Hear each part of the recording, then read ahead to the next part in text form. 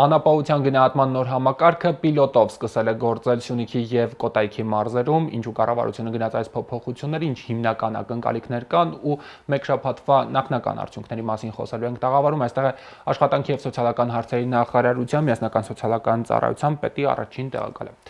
Տիկին Չիլինգարյան, հիմնավորումների մեջ նշվում է, որ կառավարությունը ցանկանում է հասարակականությունը բարձրացնել, թափանցիկությունն ավելացնել, ինչու եք վստահ, որ այս բանաձևը թույլ կտա լուծել խնդիրները։ Բարև ձեզ, շնորհակալություն հարցի համար։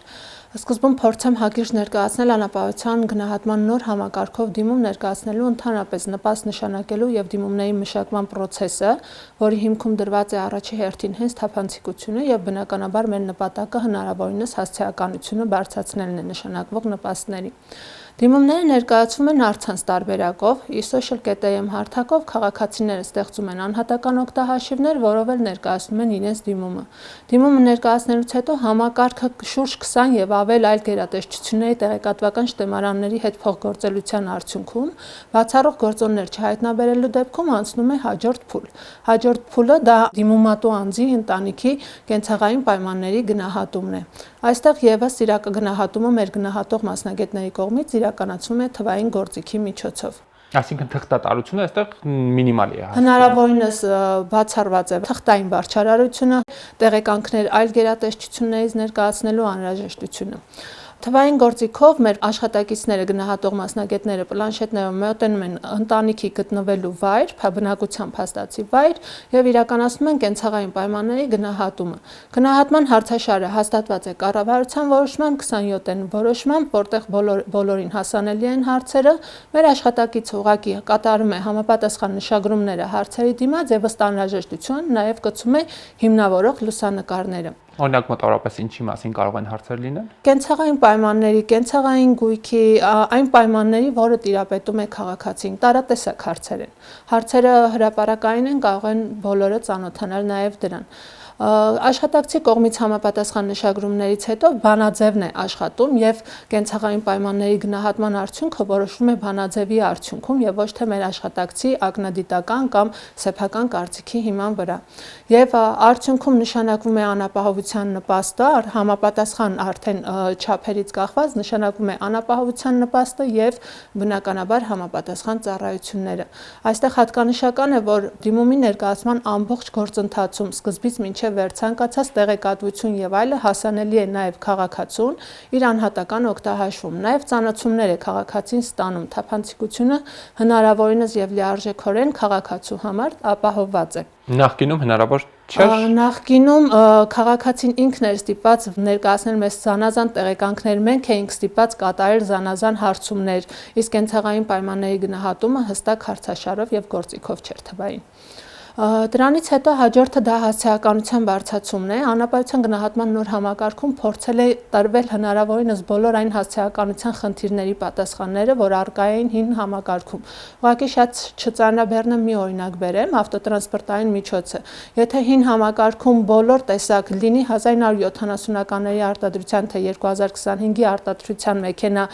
նույն զրոյական արժեքով էին գնում, այսինքն հավասար հարթության մեջ էին։ Մեքենա ունի ու վերջ։ Մեքենա ունի ու վերջ, այո, ապա նոր համակարգով արդեն եւ գույքահարկի չափից եւ արտադրման տարեթվից կա տարբերություն եւ բնականաբար նույն հարթության մեջ չեն։ Սա ուղղակի մեկ օրինակ, բայց օրինակները շատ են։ Էլի տվյալների բազայով ամբողջությամբ ինքնաշխատ հավաքված ամբողջությամբ քաղաքացին ուղղակի պետք է ներկայացնի 4 տեղեկանք, որի տեղեկատվական բազաները չկա, դա էլ ոչ թե ներկայացնում է մեր տարածքային կենտրոն, այլ առցանց հարթակով ինքը կցում է։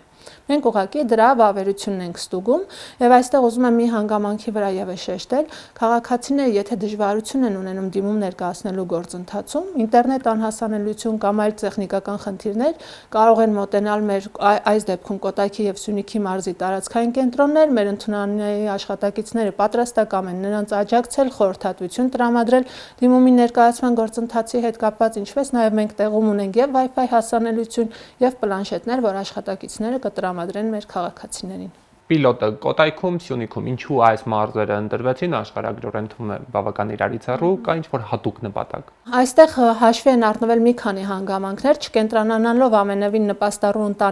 ընտանիքի կազմի բազմազանության նպաստի իրավունք տվող հանգամանքների բազմազանության վրա, ուղղակի կարճ նշեմ, Սյունիքը որպես աղքատության ցածր մակարդակ ունեցող մարզ եւ Կոտայքը որպես Երևանամերձ մարզ, որովհետեւ ակնհայտ է, որ նաեւ պիլոտի ընթացքում բավականին կարիք է լինելու հենց տեղում խնդիրներին ծանոթանալու, հենց տեղում process-ին հետևելու եւ մոնիթորինգ անելու համար, ինչպես նաեւ կազմակերպչական առումով ավելի հարմար էր Կոտայքը։ Տիկին Չիլինգարյան, նշում եք, որ հիմնական նպատակը մարդկանց կյանքը փոխելն է։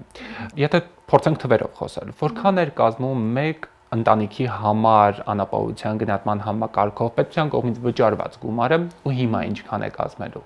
Համեմատական ուղղակի տանենք, եթե հին համակարգով միջինը ընտանիքը կարող էր ստանալ 33400 դրամ նպաստ, անապահովության նպաստ, ապա նոր համակարգով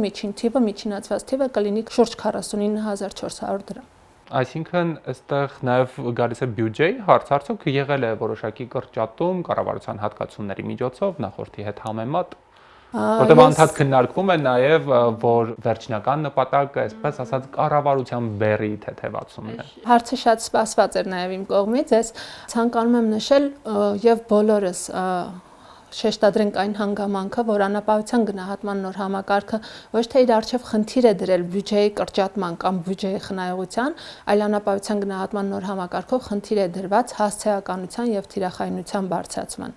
Այսինքն մենք ցանկանում ենք նույն գումարը վճարել շատ ավելի հասցեական եւ շատ ավելի թիրախային։ Այսինքն գտնեք մարդկանց, ովքեր իսկապես դրա կարիք ունեն։ Այո, եւ ներառման ու բացառման խնդիրը, որ հին համակարգով անընդհատ բարձրաձայնվում եւ քննարկվում է, փորձում ենք հնարավորինս լուծել նոր համակարգով։ Պիլոտ, որքան է տևելու պիլոտը եւ այսպես ասած, որ մարզերը պետք է սպասեն իրենց հերթին առաջիկայում։ Կառավարության համապատասխան իրավական ակտերով 2025 թվականի մարտի 17-ից Կոտայքի եւ Սյունիքի մարզերում ծրագիրը անապահովության գնահատման նոր համակարգը սկսվել է պիլոտավորվել, իսկ 2026 թվականի հունվարից ամբողջ Հայաստանում պետք է որ գործի նոր համակարգը։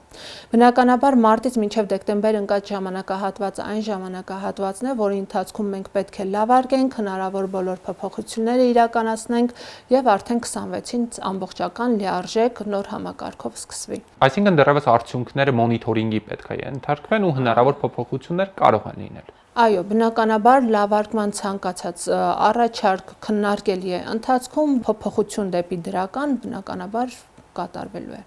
Տիկին Չիլինգարյան, շնորհակալ եմ շատ հարցազրույցի համար։ Ես շնորհակալ։